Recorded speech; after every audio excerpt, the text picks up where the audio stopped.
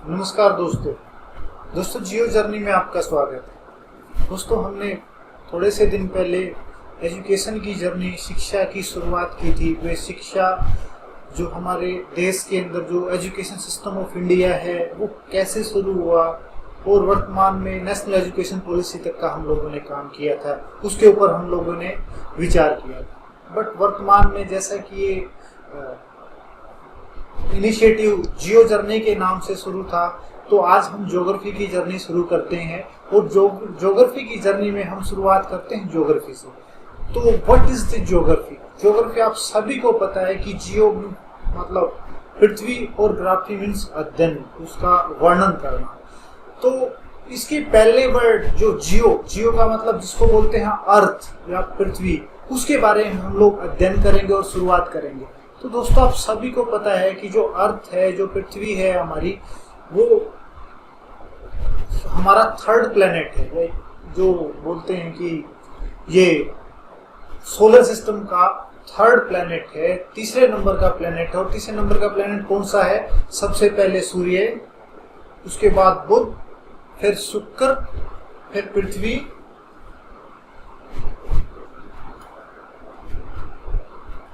ये बुध हो गया, शुक्र हो गया, उसके बाद ये हमारी पृथ्वी है। और जो आप ये वाइट देख रहे हैं ये हमारा चंद्रमा। तो दोस्तों ज्योग्राफी का मतलब क्या है कि इस वाली जो प्लेनेट है, इस प्लेनेट का अध्ययन करना, इसकी स्टडी करना। तो इसकी स्टडी के अंदर हम क्या क्या स्टडी करते हैं ज्योग्राफी के अंदर? तो सबसे पहले अगर शुरुआत करें तो इस ज्योग्राफी के बेसिक स्ट्रक्चर क्या है, मतलब ये बनी कैसे। सबसे पहले मेन क्वेश्चन तो यही आता है कि ये बनी कैसे। तो अगर ये इसके बारे में, इसके ओरिजिन के बारे में अगर पता लगाएं तो ओरिजिन के बारे में कुछ रिसर्च हैं जो वर्तमान में भी चल रही हैं, जिसमें नासा, इसरो और यूरोपियन स्पेस एजेंसी वगैरह भिन्न तरह से काम कर रही हैं। और हम लोगों ने जैसे चंद्रयान 2, जैसे ये यहाँ पर जो चंद्रयान है वहाँ जो भेजा है, या मंगलयान भेजे गए हैं, और नासा है जो इसरो है वो अलग अलग अभियान चला रही हैं ताकि एग्जैक्ट हम लोगों को पता लग सके कि ये पृथ्वी बने कैसे। दोस्तों ये ओरिजिन ऑफ अर्थ का जो वो पॉइंट है या जो इसको टॉपिक को अगर देखें तो ये बहुत वास्ट है और बहुत कॉम्प्लिकेटेड है। बट जो हमारी रिसर्च है, जो हमारा अध्यात्म है, उसके अंदर भी इसके कुछ न कुछ प्रमाण मिले हैं कि जिसके कारण हम लोगों को पता लग सके कि ये कैसे बनी, कैसे नहीं बनी। तो दोस्तों ओरिजिन ऑफ द अर्थ में अगर रेडियो एक्टिव तत्व जो थे उनके हिसाब से अगर इसकी एज का पता लगाया जाए तो ये 4.6 अरब अप्रोक्सीमेटली मानी जाती है। बट इसका जो ओरिजिन है, वास्तविक ओरिजिन है, जैसे कांट महोदय थे, उन्होंने कोई एक गैसेस हाइपोथेसिस दी, फिर लाप्लास आए जैसे उन्होंने नेबुला हाइपोथेसिस दी, उसके बाद ग्रेट मैटर और पता नहीं कौन कौन सी रिसर्च थी जिनके ऊपर कुछ शोध थे, कुछ विचार थे, वो विचार वैसे के वैसे ही एक परिपाटी पे चलते रहे। बट एग्जैक्ट कोई अभी तक ये श्योर नहीं कह पाया है कि अर्थ का फॉर्मेशन कैसे हुआ, उसका ओरिजिन कैसे हुआ। दोस्तों सिर्फ ओरिजिन ऑफ अर्थ पे हम एक अलग से वीडियो बनाएंगे और उस वीडियो के अंदर हम जो स्पिरिचुअलिटी है, वो जो अध्यात्म है, हमारे शास्त्र हैं, उसके अंदर अर्थ के ओरिजिन के बारे में पता लगाएंगे। और जो मॉडर्न जो कॉन्सेप्ट हैं, जो वर्तमान तक के 21वीं सदी तक के जो कॉन्सेप्ट हैं, जो 21वीं सदी तक के शोध हैं, उन सभी को मिला के हम इसका ओरिजिन का अध्ययन करेंगे। बट अगर इसको ओरिजिन को छोड़ दें तो उसके बाद जो अर्थ है उसके कुछ बेसिक, कुछ फंडामेंटल है, ये यूनिक है। अगर आप देखें यहाँ से लेके और यहाँ तक, और उसके बाद एक ग्रह रह गया, उसको बोलते हैं वरुण, उस तक अगर अध्ययन किया जाए तो हमारी जो पृथ्वी है, हमारी जो अर्थ है, वो सबसे यूनिक है, सबसे खास है। तो क्या खास है? आप लोगों ने कभी इसके बारे में सोचा होगा, कभी इसके बारे में मंथन किया होगा कि क्या खास है इसके अंदर? तो इसके अंदर खास क्या बात है कि ये सिर्फ यहीं पर जीवन संभव है।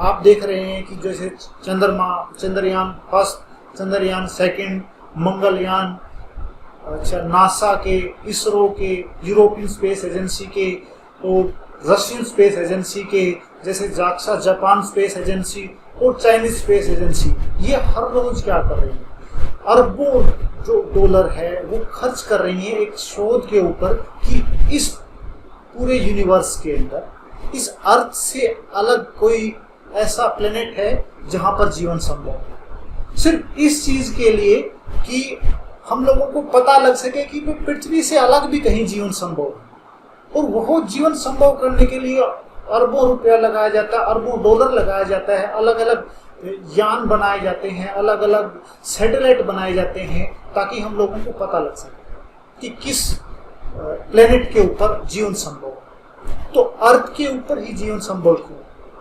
तो आपने एक वर्ड सुना होगा गोल्डीलॉक जोन। गोल्डीलॉक जोन, अब ये गोल्डीलॉक जोन क्या होता है? आप लोग देखो, हमने शुरुआत की थी, जो पहला स्लाइड देखी थी, उस स्लाइड में क्या देखा था? अर्थ और उसके 9 प्लेनेट इकट्ठे देखे थे ना हम लोगों ने। बट अब ये देखो, ये अर्थ होगी हमारी, और ये हमारा चंद्रमा है, और ये हमारा मतलब ये जो आप स्लाइड देख रहे हैं ये है सोलर सिस्टम की स्लाइड।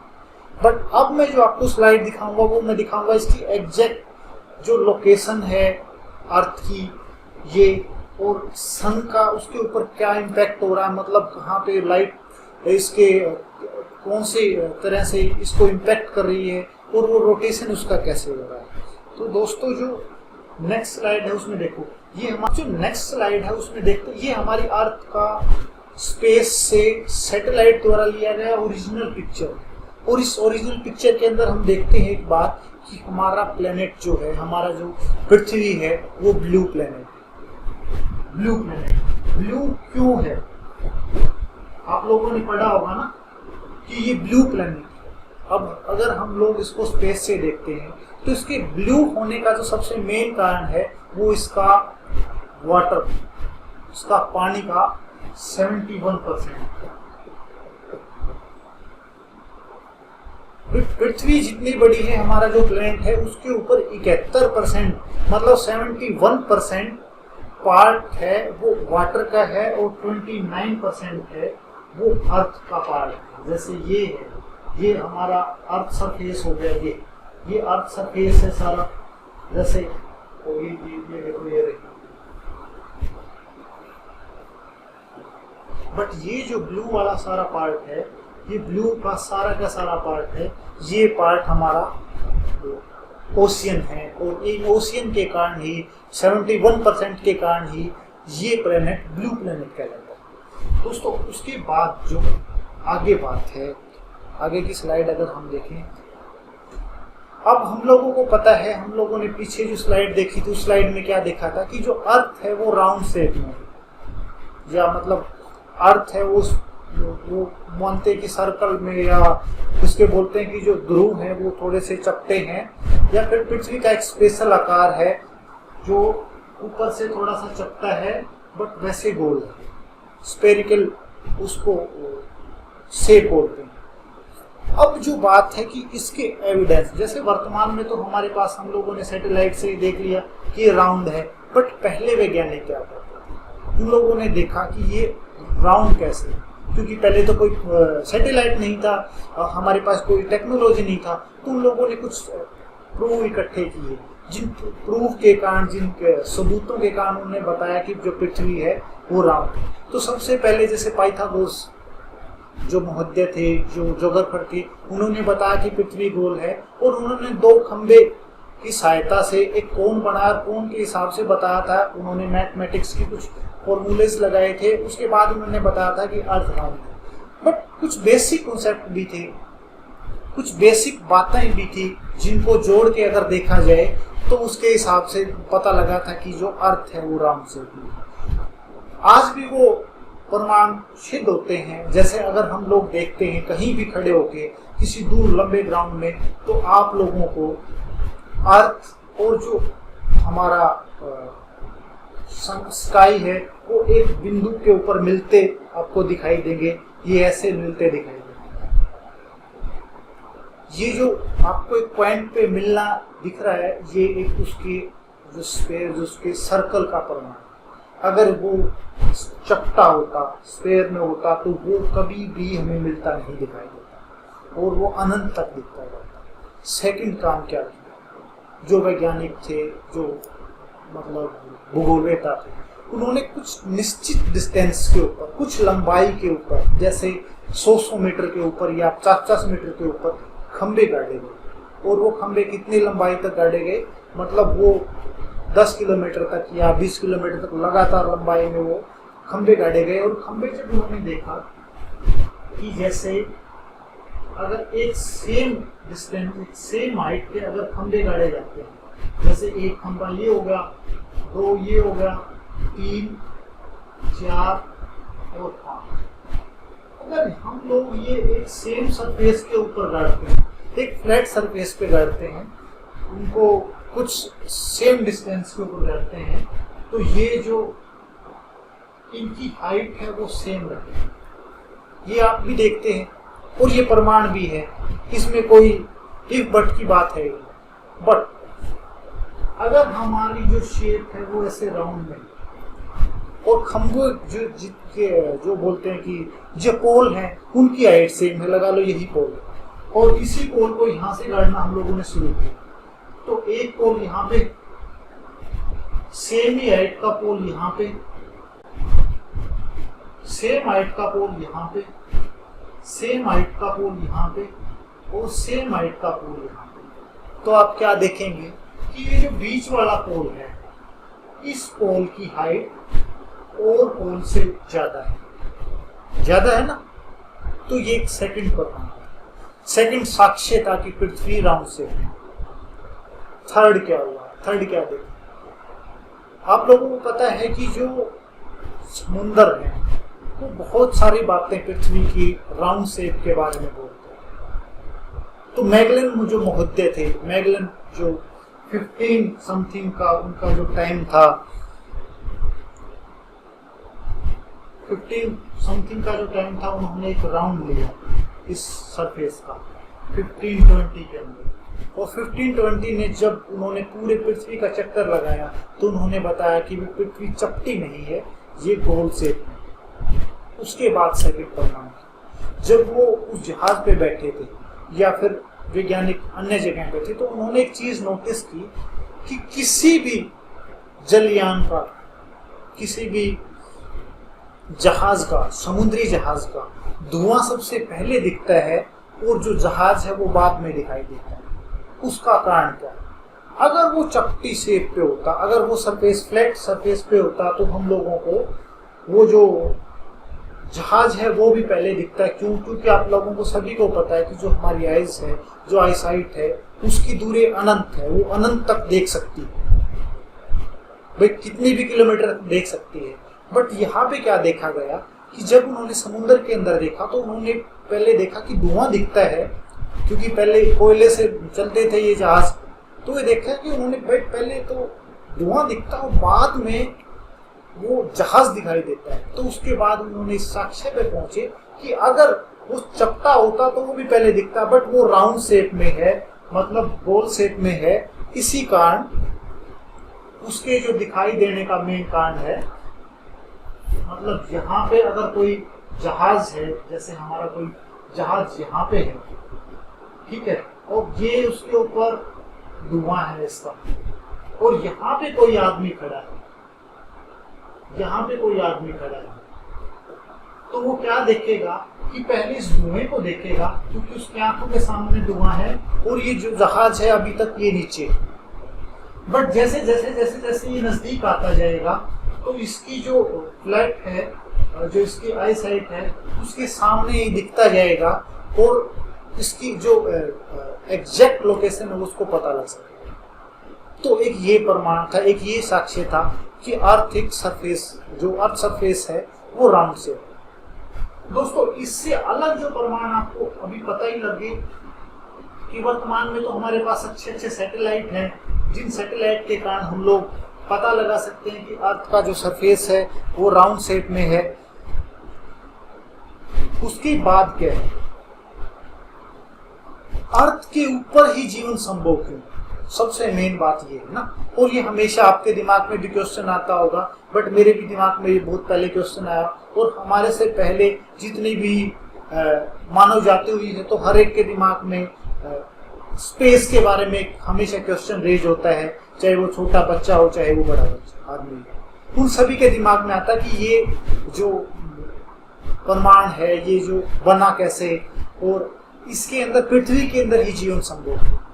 तो दोस्तों जो हमारा स्पेस है, जो एक तारा है, जैसे सूर्य एक तारा है सभी को पता है, तो हर एक तारे के एक मिनिमम डिस्टेंस, एक ऐसा एग्जैक्ट डिस्टेंस होता है जहां पे उसका टेम्परेचर, जैसे हमारी पृथ्वी के ऊपर अगर देखा जाए, जैसे ये सन, अगर इस पिक्चर में हम लोग देखें तो ये सन है,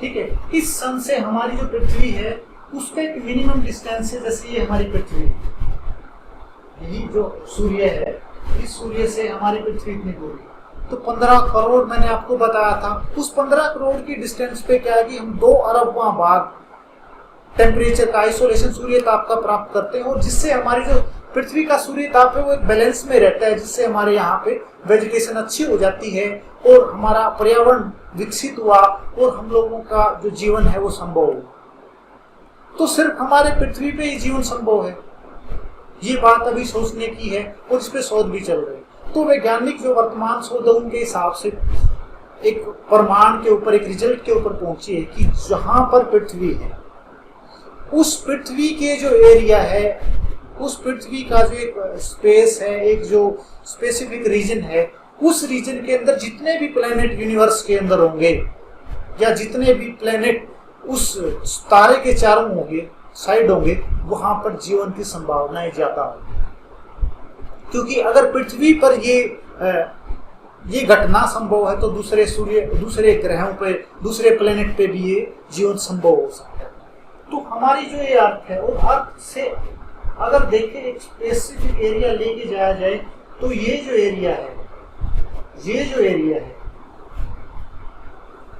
हैबिटेट जोन है, ये एक ऐसा एरिया है जहां पर जीवन संभव है। और इस एरिया को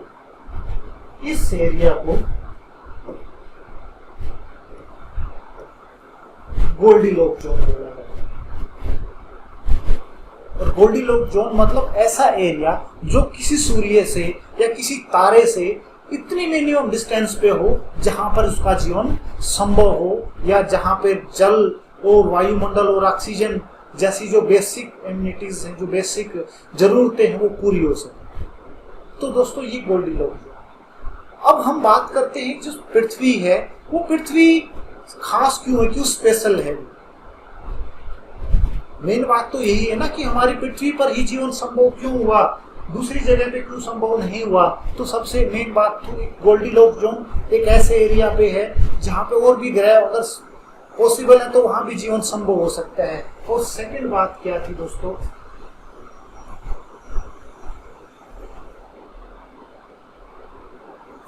डिस्टेंस 148 अप्रोक्सीमेटली 150 हम लोग मानते हैं मिलियन, कभी अप होती है और कभी डाउन हो जाती है। तो जब ये दूर होती है तो उसको पेरिहेलियन बोलते हैं, मतलब एपेरिहेलियन बोलते हैं, और जब ये सूर्य से नजदीक होती है तो उसको हम पेरिहेलियन बोलते हैं। ठीक है, ये अपसौर और उपसौर, ये जो घटना है मैं आपको आगे बताऊंगा, आगे के उसमें। सेकंड बात क्या है, इंक्रीज और डिक्रीज बाय। अब आप देखो, मैंने बोला था कि 2 अरबवां भाग है, अगर वो टेम्परेचर बढ़ा दिया जाए, मतलब बढ़ा दिया जाए या घटा दिया जाए, तो जो हमारा अर्थ है अगर वो टेम्परेचर घटा दिया जाता तो हमारा जो अर्थ है वो कोल्ड डेजर्ट, मतलब बर्फ ही बर्फ होगी। और अगर इस टेम्परेचर को बढ़ा दिया जाए तो हमारा जो प्लेनेट है वो डेजर्ट में कन्वर्ट हो जाएगा, सूखे में कन्वर्ट हो जाएगा। अब और क्या बात है कि आपको पता है कि सारे के सारे प्लेनेट हैं वो रोटेट करते हैं, अपने एक्सिस पे रोटेशन करते हैं। तो जो रोटेशन है वो भी हमारी पृथ्वी पर जीवन के प्रमाण या जीवन के बनाने में संभव हुआ है। क्योंकि आपको पता है कि अर्थ रोटेट करती है, और जब अर्थ रोटेशन करती है तो हमेशा एक साइड जो सूर्य हम लोगों को प्रकाश प्राप्त होता है, बट दूसरी साइड हमेशा अंधेरा होता है। तो इससे क्या है कि पृथ्वी का जो टेम्परेचर है वो बैलेंस हो जाता है, और पृथ्वी का जब टेम्परेचर बैलेंस हो जाता है तो इससे जो जीवन की संभावनाएं हैं वो बढ़ जाती है। उसके बाद क्या है, उसके बाद मैंने आपको बताया था कि 71% of the total surface area of the earth. अब आपको पता है कि कोई भी एरिया है जहां भी, मतलब अगर हम स्पेसिफिक रीजन के अंदर भी देखें तो लेक के पास या पॉन्ड के पास या रिवर के पास हमेशा ठंड होती है। और अदर सरफेस जहां पर, जैसे किसी शहर में आप चले जाओ तो जहां पर कंक्रीट के जंगल है वहां पे आपको हमेशा गर्मी लगेगी। क्यों लगेगी? क्योंकि जो सूर्य ताप है वो रिफ्लेक्ट होके गर्मी को और बढ़ा देता है, बट जैसे ही वो किसी जल बॉडी पे या किसी वाटर बॉडी पे जाता है तो वो अंदर तक, उसको गहराई तक गर्म करने में उसको टाइम लगता है, और जिससे हमारे जो टेम्परेचर है वो टेम्परेचर बैलेंस में रहता है। वही का वही काम सेम पृथ्वी के साथ, जहां पर 71% जल है, वो 71% जल को गर्म करने के लिए सूर्य के ताप द्वारा एक टाइम लगता है। और जब वो, आपको पता है, जब सेकंड हमने थर्ड जो प्रमाण देखा था उसका साक्ष्य देखा था कि अर्थ रोटेट करती रहती है। तो अगर, जैसे मैं एक बात बताऊं आपको, देखो ये जो एरिया है ये आपको पता है कि समुद्र है, ये जो समुद्र है, और यहाँ पे हम सन मान लेते हैं कि यहाँ पे वो सन है। तो अब ये सन इसको गर्म कर रहा है, इस सरफेस को। तो आपको पता है कि स्थल भाग जो है वो हमेशा जल्दी गर्म होता है, बट आपको पता है कि 24 घंटे के अंदर हमारी जो पृथ्वी और रोटेट भी कर रही है, वो वेस्ट टू ईस्ट रोटेट कर रही है ना। अब ये वेस्ट, अब ये यहाँ से यहाँ पे रोटेट कर रही है, तो ये क्या होगा कि कुछ टाइम बाद ये एरिया है वो यहाँ पे आ जाएगा, और जो इसके पीछे का जो एरिया है, इसके पीछे जो जैसे सी लेवल है, वो जो समुद्र है वो सन के सामने आ जाएगा। तो अब उसको जल को गर्म करना तो उसको टाइम लगेगा, और जो जब सरफेस को गर्म करना था तो उसको कम टाइम लगेगा। तो इस प्रकार जो उनके गर्म होने की जो प्रवृत्ति है, स्थल को और जल को गर्म होने की प्रवृत्ति है दोस्तों, उसके कारण भी हमारी जो पृथ्वी है उस पर जीवन संभव हुआ। उसके बाद दोस्तों नेक्स्ट जो प्रमाण है वो क्या है कि हमारा जो अर्थ है वो यूनिक क्यों, कि जो हमारा एटमॉस्फेयर है, जो हमारा इन्वायरमेंट है, जो हमारा, जिसको हम बोलते हैं वायुमंडल, एटमॉस्फेयर है, जो वायुमंडल है, वो हमारी जो पृथ्वी है उसको एज ए प्रोटेक्टेड शील्ड उसको कवर किए हुए है। और उस कवर के कारण जो सूर्य से जो पराबैंगनी अल्ट्रावायलेट किरणें जो आती हैं उनको वो एक छलनी के रूप में छाने रखता है, जिसके कारण जो सरफेस है, जैसे आपको सभी को पता है, ये जो हमारा अर्थ है और इस अर्थ के चारों तरफ एक पर्यावरण की एक लेयर है। और ये पर्यावरण की लेयर क्या करती है कि ये जो हमारा सन है, इस सन से जितने भी अल्ट्रावायलेट रेज आती हैं उनको रोक लेती है, और जो बाकी सन है, जो हमारे लिए लाभदायक किरणें हैं, उनको हमारी सरफेस पे आने देती है, जिसके कारण यहाँ पे जीवन संभव होगा। उसके बाद क्या है सेकंड, इन्वायरमेंट इतना इम्पोर्टेंट क्यों है हमारे लिए। क्लाइमेट, जैसे क्लाइमेट के ऊपर तो बहुत बड़ी डिबेट चली हुई है। उसके बाद जो एटमॉस्फेयर है हमारे लिए और इम्पोर्टेंट क्यों है। आप लोगों को पता है कि जो हमारा एटमॉस्फेयर है वो ग्रीन हाउस के रूप में एक कार्य करता है। और ग्रीन हाउस ये एक नई चीज है। ये क्या होती है कि ग्रीन हाउस एक ऐसी प्रक्रिया है, मतलब अगर हम लोग देखें तो गाड़ी जो होती है, हम लोग देखते हैं कि जब उसको धूप में खड़ी कर देते हैं तो अंदर हम लोग कुछ टाइम के लिए बैठ नहीं सकते क्योंकि वो इतनी गर्मी हो जाती है। तो वो उस प्रकार का कार्य है जो एटमॉस्फेयर करता है। अब वो क्या करता है, आप देखोगे कि जो गाड़ी है, गाड़ी के जो शीशे हैं, जो विंडशील्ड है, उसकी जो चारों तरफ के जो उसके शीशे हैं, जो कांच है, उन कांच से जो सूर्य की किरणें वो अंदर तो आ जाती हैं शॉर्ट वेव्स के रूप में, बट जब वो अंदर फैल जाती है, जो हमारी सीट कवर वगैरह है, और उससे रिफ्लेक्ट होकर जब वो वापस जाती है तो जो कांच है वो उनको रोक लेता है। और आप लोगों को पता है कि जो आया है वो बाहर नहीं जा सकता, तो वहां पे गर्मी जनरेट करेगा ना। वही काम हमारा एटमॉस्फेयर करता है। वो क्या करता है कि जो सूर्य से शॉर्ट वेव जो है, सूर्य से जो शॉर्ट वेव्स हैं, इनको अंदर आने देता है, और जो लॉन्ग वेव्स हैं, जो पृथ्वी से जो लॉन्ग तरंगे हैं, जो दीर्घ तरंगे हैं, उनको रोक देता है, और जिसके कारण फिर से वो वापस पृथ्वी पर भेज जाता है, जिससे एक टेम्परेचर बैलेंस होता है। और इस टेम्परेचर बैलेंस के कारण ही पृथ्वी पर जीवन संभव होगा। उसके बाद क्या, presence of oxygen in atmosphere. आप सभी को पता है कि हम लोगों को ऑक्सीजन सांस लेने के लिए चाहिए।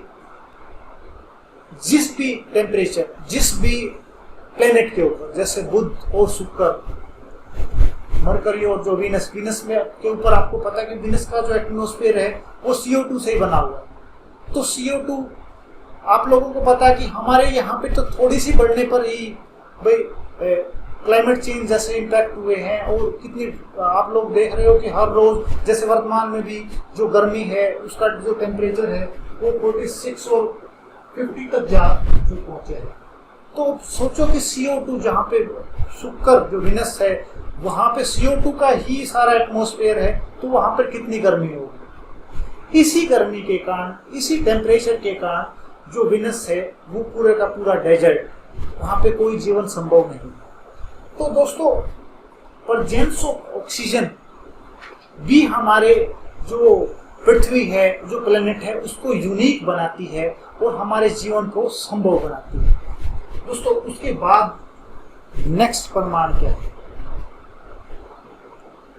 दोस्तों, नेक्स्ट परमाणु जो है, जो हमारी संभावनाएं, जो आदमी की जिज्ञासाएं, जो उसकी सोच है और उसका जीवन जीने का जो तरीका है, वो भी कहीं ना कहीं उसको सरवाइव करने के अंदर, इस पृथ्वी पर जिंदा रहने के लिए, तो जैसे वर्तमान की जो शोध है कि भाई कल अगर पृथ्वी पर जीवन संभव नहीं हो सका, अगर टेम्परेचर इतना बढ़ जाता है कि ये भी डेजर्ट में कन्वर्ट हो जाएगा, तो हमारी जो शोध है वो शोध क्या कर रही है कि पृथ्वी से अलग एक ऐसा प्लेनेट ढूंढा जाए जहां पर हम हमारा जो पॉपुलेशन है, जो जनसंख्या है, उसका कुछ भार उस उपग्रह या उस ग्रह के ऊपर भेज दें, जिसके कारण इस प्लेनेट का जो बैलेंस है वो इक्वल हो सके और जीवन और ज्यादा संभव हो सके। तो दोस्तों, मैंने आज आपको इस लेक्चर में बताया, इस एक वीडियो में बताया कि जो हमारी पृथ्वी है वो यूनिक है, अपने आप में एक अलग प्लेनेट है, एक अलग कैरेक्टरिस्टिक है जो अन्य ग्रह पे वर्तमान तक संभव नहीं हो पाई है। और ये जरूरी नहीं है कि पृथ्वी से अलग किसी प्लेनेट पे संभव नहीं है। मैं आपको बता देता हूँ, जहां तक मैंने इस रिसर्च या स्पेस के ऊपर थोड़ा बहुत काम किया है, कि अनंत अगर कुछ है तो वो स्पेस, जिसमें हमें अभी तक ना तो सूक्ष्मता का पता है, ना तो उसके, और ना ही उसके बड़े आकार का पता लगा है। हमें ये नहीं पता कि ये कितना बड़ा है, और हम लोगों को अभी तक ये भी नहीं पता कि इसका जो सूक्ष्म आकार है वो क्या है। हमारे पास अभी तक वो, जैसे हिग्स बोसान आपने सुना होगा, जिसे गोल्ड पार्टिकल बोलते हैं, जिसके ऊपर यूरोप के अंदर अरबों डॉलर खर्च किए जा रहे हैं। तो अगर हम लोग देखें कि इस यूनिवर्स के अंदर एक ही प्लेनेट के ऊपर, एक अभी तक के सौरमंडल के एक प्लेनेट के ऊपर जीवन संभव हो पाया है, और अर्थ से अरबों खरबों गुना बड़े प्लेनेट इस यूनिवर्स में संभव और कुछ मिले भी। ये शोध वर्तमान में भी जारी है और आगे भी जारी है। कुछ इनके वृत्तांत अध्यात्म में भी मिलते हैं, और कुछ वर्तमान शोध जो चल रहे हैं उनसे भी पता लगता है। तो दोस्तों, इस तरह हम अगर लेक्चर लंबा करेंगे तो ये पूरे दिन तक चलता रहेगा। उम्मीद है कि आपको मेरा लेक्चर पसंद आया होगा। अगर आपको पसंद आया है तो आप लाइक कीजिए, अगर पसंद नहीं आया, आपको लगता है कि इसके अंदर कुछ कमी है, तो आप कमेंट करके मुझे बताओ। तब तक के लिए धन्यवाद।